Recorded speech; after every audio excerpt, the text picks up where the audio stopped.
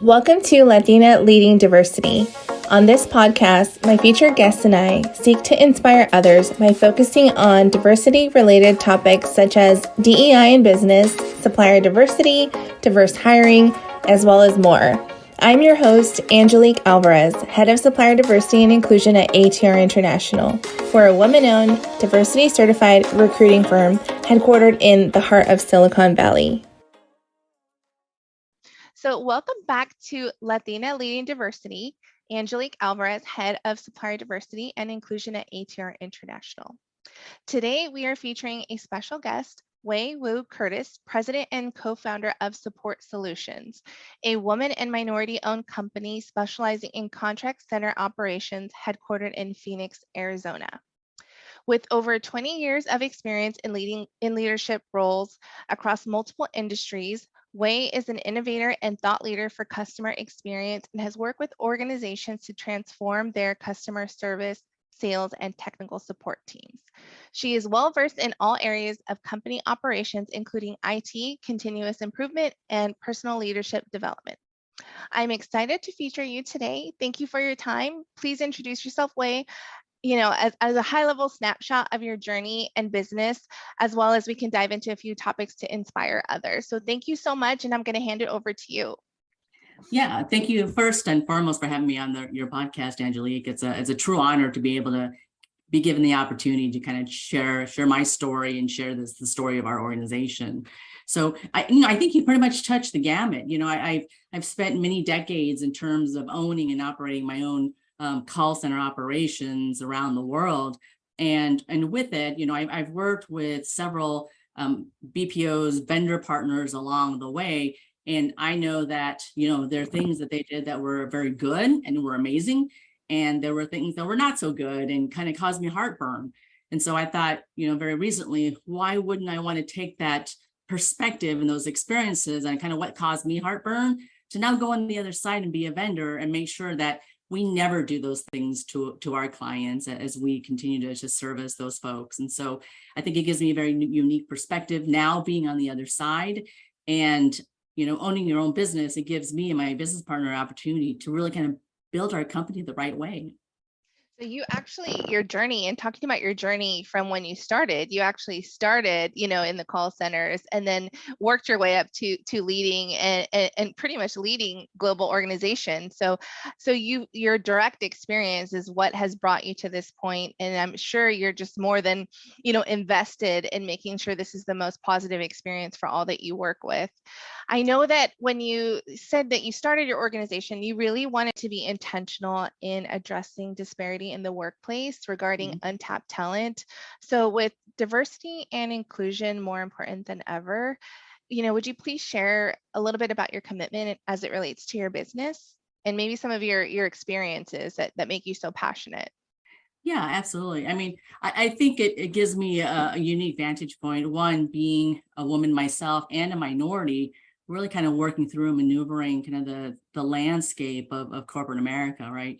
And so it's, we often hear that we go into the workplace and we have to work that much harder to even get recognized. And so when I had the opportunity to move into higher level roles or leadership roles, it gave me an opportunity to see really kind of truly how much talent really was out there. And in most contact centers, we typically are the division that has probably the most diversity in terms of a workforce. And so there are often times where, throughout the years, I would see a lot of really good and smart and talented people just never get the opportunity to get involved with projects or never be given the opportunity to be seen as kind of the next future leader because they often didn't look the part, because often they didn't dress the part. And oftentimes they just didn't have the right credentials to kind of play in that field. People talk a lot about executive presence. And so I think we do a huge disservice by kind of whitewashing and labeling what we believe is the formula to success or the personalities that will be successful in that next role.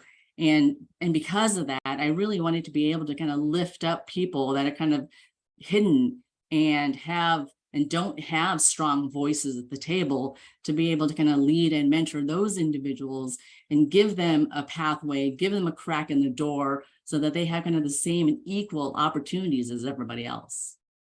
I think that's so important. I mean, I think that we're learning every day, even in my role leading diversity at ATR. For me, fortunately, we've had a commitment to diversity. I mean, we're women owned, we're minority owned as well. And I've had the opportunity to grow within the organization. So from starting, at the front to having the opportunity to lead diversity, which is such an honor. It's one of those things that once you get a taste and an understanding of the commitment and the mission behind it, it's just so hard not to want to give it your all and really invest. I mean, I'm fully invested in making sure I'm advocating for others, but we also need to advocate for our fellow colleagues too, and employees, and making sure, so on so many different levels, right? From us as women in business to helping one another, to, the women or the minorities that work within the organizations, to companies, giving that opportunity to new hires, and, call centers such as yourself, and making sure that that opportunity is presented. So I think that this is a good topic for others to really be thinking about what they're doing, how they're continuing to provide that, and how they can utilize companies like yours for that mission. As far as mentorship, what advice do you have for others when it comes to getting involved for the greater good? And what are some examples of what you're doing? Yeah, absolutely. I think when people think about, getting involved in the community and trying to make a difference, they're thinking like some big thing, right? And it doesn't have to be a big thing. All things start small. And so I would say, the things that are near and dear to me, that I get involved with, there's a good Asian population here in Arizona. And so I have partnered with Excel, the Asian Corporate and Entrepreneurial Leaders Association here, and they're really committed to bringing in mentorship programs, bringing in their annual conferences, and plenty of speakers that really kind of directly address some of the inherent challenges that they see being Asian American in the workforce. And so how do we as a community continue to help along our future leaders better get into those not only mid-tier leadership positions, but really top tier and in the C-suite? Because we're probably the largest population that does well from a credential, from an education, from an opportunity perspective, but we are the smallest representation when it comes to the executive and the C-suite. So being able to take a conscious effort to really kind of either add to the education and how to help people maneuver around corporate America, Right. or if you're a young person, get involved with those programs, because there's plenty of people out there that do want to help mentor, young professionals. And even if you're not so young professionals and stuff, there's always so much information and so much experiences that you can glean off of other people. You just have to be able to want to do it. And that just has to be important to you. So getting involved in your community, going up to somebody within your own workplace and saying, hey, could you mentor me? Or go to somebody that you aspire to be and ask them to help coach you in terms of your own professional life. It stuck to me one time where I had a supervisor in my organization, and she asked me to be her mentor. And I had asked why, because there was plenty of really good mentors. He's like, well, one is because you're a woman, but we don't have a lot of women of color. And I think our journeys are different. I thought that was very insightful of her to request that. Absolutely. And I think that being vulnerable is, one of the first steps to actually being, asking for a mentor, being able to put your pride to the side. Sometimes, in our careers, we want to know everything, and we're learning everything, and we want to come across like we know everything in business, right? Because no one wants to admit maybe there's some areas of growth, at least, depending on your network, whether you're, at a at a conference table with your colleagues, but to be able to kind of be vulnerable and say, hey, you know what? I would love your mentorship, or I could grow in this area. I think people don't necessarily tap into all of the knowledge that's out there, because you don't know what you don't know until you know it. I mean, that's how I feel. I mean, today, even, on a meeting earlier with another larger, staffing firm, having, CEO, having that conversation with her, and, being able to kind of tap into her journey and her willingness to just say, hey, how can we help you get to that next level? How can we kind of share? It was just so empowering. Like, how can you not leave a conversation feeling empowered and, more driven to be better and also give back to the next individual, being able to say, hey, and I think that even, when it comes to this podcast, that's really the goal, is like, let's really feature individuals who are leading and paving the way in the community, and let's help others, with that one thing that they're going to take from it, and be able to Right. apply to their business or their, career or their personal life. So we touched on this. I'm kind of circling back to what we touched on before, and you don't necessarily have to, name any names or what situations, but you had talked about how the women were treated differently from the men at a meeting, and the experience that was taken from that. Would you be comfortable sharing that story Oh with us? yeah. Oh gosh, absolutely. I'm a I total think it's open so book. important because, yeah, I think it's important, and we want to be mindful. We don't want to, throw anyone under the bus, but I think that story really meant a lot as to what people don't realize is happening, and what it may not be intentional, but Right. could be happening, within business. So thanks for sharing. Yeah, no, absolutely. When I would, in this one particular instance, I sent my group of my leadership team to really kind of to check out a site in another country in Guatemala. And so I sent two of my directors and two of my managers. So good mix of both men and women.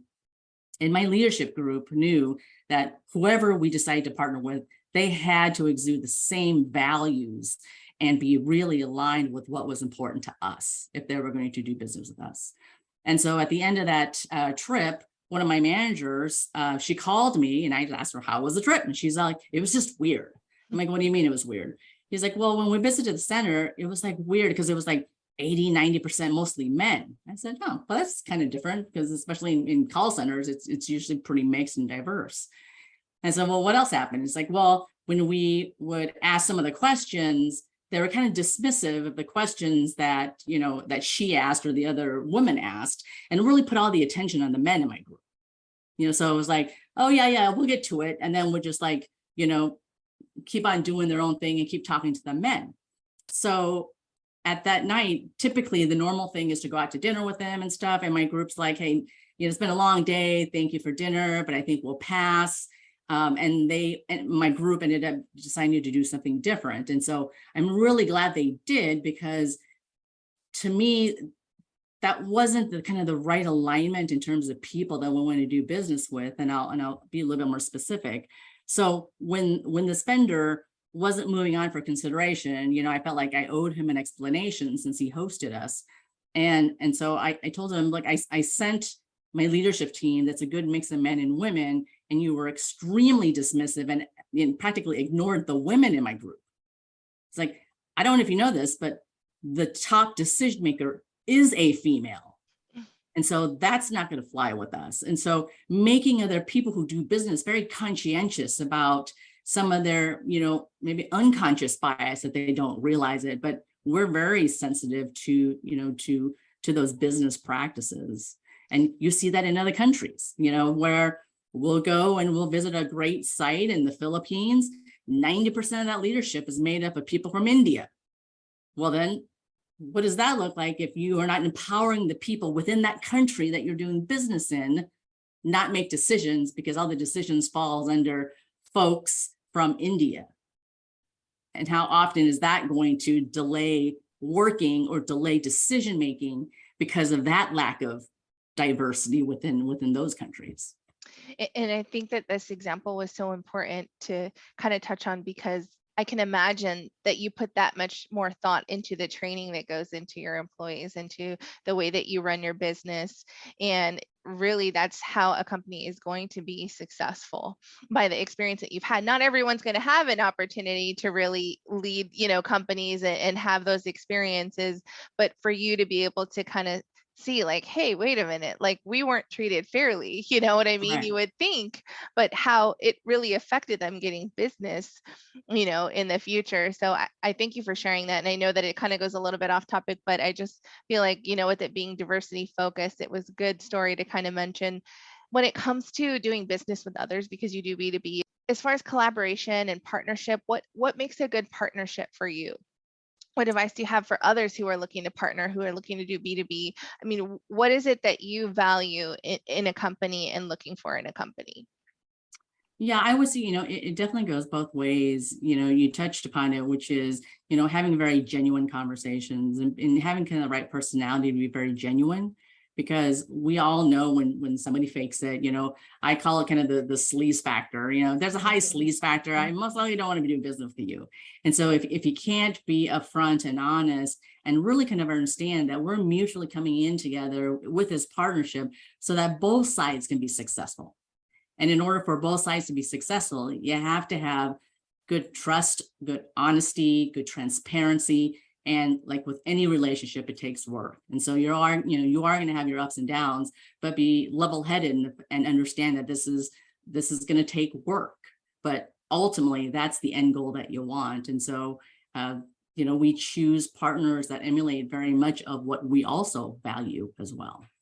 Thank you for that, because trust is everything and transparency is everything. I mean, I think having the right people in the right roles within a company, I mean, especially when it comes to sales, right? You've worked, leading global organizations and have been recognized and honored with multiple awards, based off of your experience in transition leading teams to leading a company. You're also leading a family and setting an example, to your beautiful children. So what do you believe makes a great leader, and what motivates you, when leading and paving the way? Yeah, wow, that's a full question.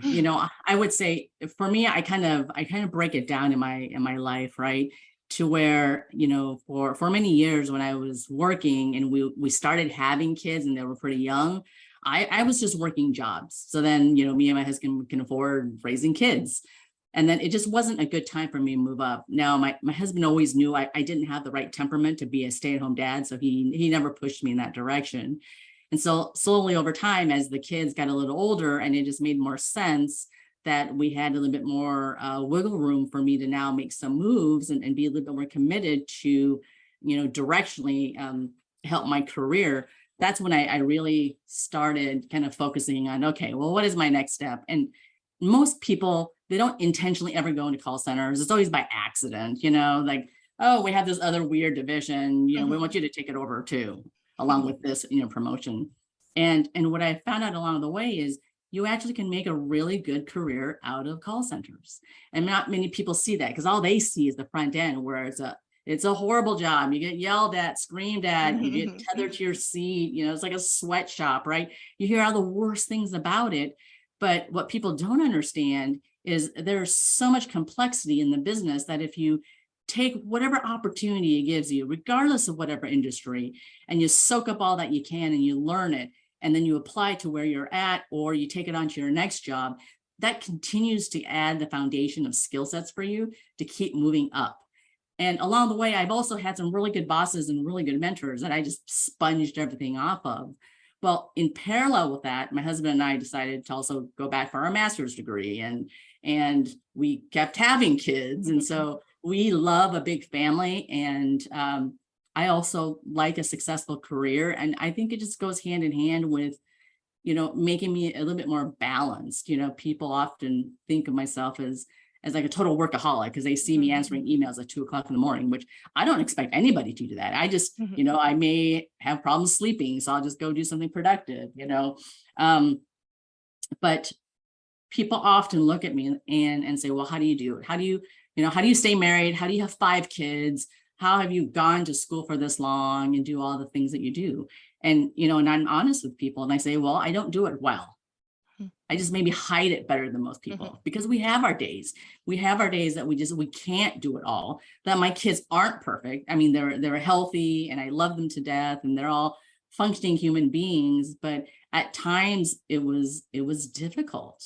to be able to kind of juggle and say, okay, what's most important? Is it my work, or is it my kids, or is it my school that eventually I'm going to pay a ton of student loans on? I don't know.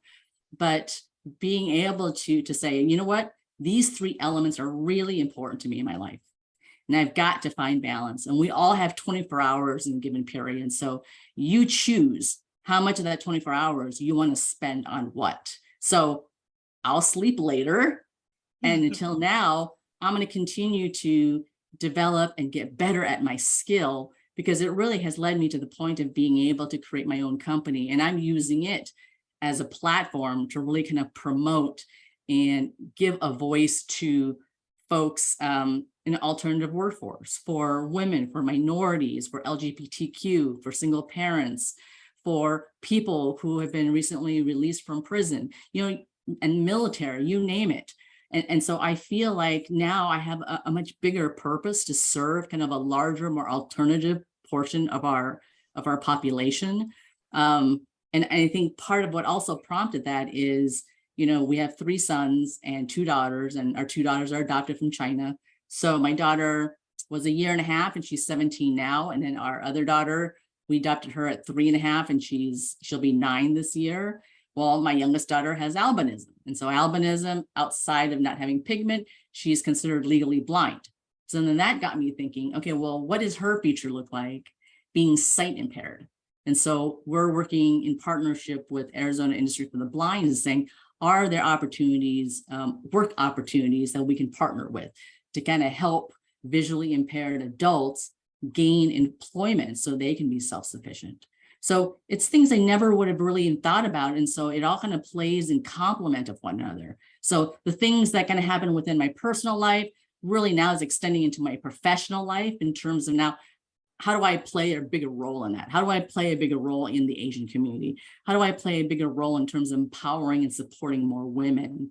And so I think I've been really fortunate in this lifetime to be able to have the opportunity to do that. I mean, at times owning your own business is scary, but it makes every bit of it completely worthwhile. We're busy all the time, but nobody will ever hear me say that I'm busy, because I'll always make time for whoever it is or whatever it is. Just like you made time for today, which I'm extremely grateful for. And I'm so inspired by your story, and really just seeing someone's story from the outside, and how each chapter played a role in where you're at today, Yeah. in every experience. And we all have that journey, and we all have the capability of what are we going to take from what we've learned, and where are we going to go with it? And, what are we good at? And for you to have some of the experiences firsthand, this is where you're going to be investing a little bit more, maybe because of a deeper understanding that you have. So that's very inspiring. I'd love to just kind of finally just kind of close out a little bit, and just, Sure. I'd love to learn a little bit about what you see the future, what do you see in the future of your company, as far as, some of the partnerships that you have, and some of the, the things that you have, moving and shaking within your organization. Yeah, I would say that, always the hardest part is kind of the beginning stages of starting your own business. And so, SupportU, first and foremost, people know that we are a women minority owned organization. And people often ask, what's the difference? What's the difference between you and another BPO out there? Because there's hundreds and thousands of you, right? And I truly believe it really inherently boils down to anybody can buy the technology. Anybody can operate in any country that they want. But what it really boils down to is the talent that you have internally, and then how well you treat and develop that talent. That's what makes the difference. And so we really do come from a perspective of, you're going to feel within our culture that people are first, and people are the most important. Our technology stacks we've invested in the technology to best help people on board, to help ease the learning, to figure out how to give them visibility in terms of how they can be more successful from continual training and development. And, and we do unorthodox things. If they get hired away from a competitor, we encourage that, because then that gives them an opportunity to, increase their ability to provide financially to their families.